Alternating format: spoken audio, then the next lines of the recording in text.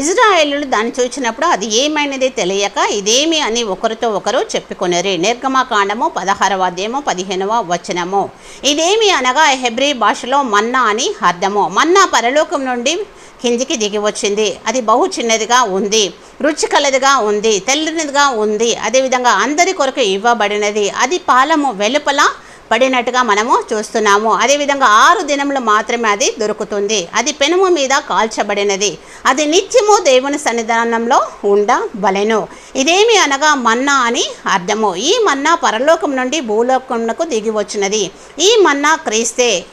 ఈ పరలోక మన్నా అయిన క్రీస్తే యందు విశ్వాసము గలవారమై ఆయన సన్నిధిలో నిత్యము వెలుగుచూ ఉండాలి. మనము అనేకులను వెలిగించే వారంగా ఉండాలి. ప్రభు సన్నిధానంలో మన హృదయాన్ని సమర్పించుకొని జీవించే వారంగా ఉంటూ అనేకులను ప్రభు వైపు తిప్పుదాము. ప్రభు అయిన యేసుక్రీస్తు దీవించును గాక మనల్ని. ఆమేన్.